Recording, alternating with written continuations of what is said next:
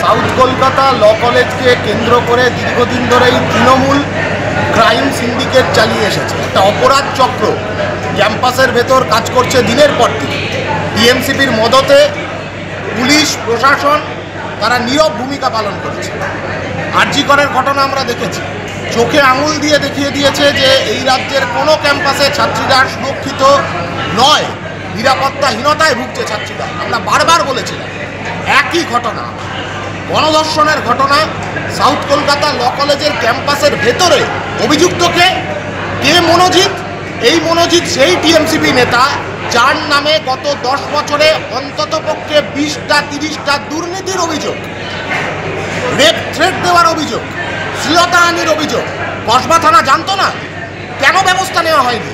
এই ধরনের একজন ক্রিমিনাল সে কেন ক্যাম্পাসের ভেতর থাকবে? ক্যাম্পাসটা পড়াশোনার জায়গা নাকি ক্রিমিনালদের আতুরঘর তৈরি করবার জায়গা? তৃণমূল নিজের সুবিধার জন্য, ক্যাম্পাস দখল রাখবার জন্য এই ধরনের মনোজিতের মতন এই ধরনের ক্রিমিনালদের তাদেরকে পুষেছে ক্যাম্পাসের ভেতরে। 3 জন অভিযুক্ত, তার মধ্যে অন্যতম এই মনোজিৎ, যে দীর্ঘদিনের যার ক্রাইম হিস্ট্রি এই সাউথ কলকাতা ল কলেজের ভেতরে।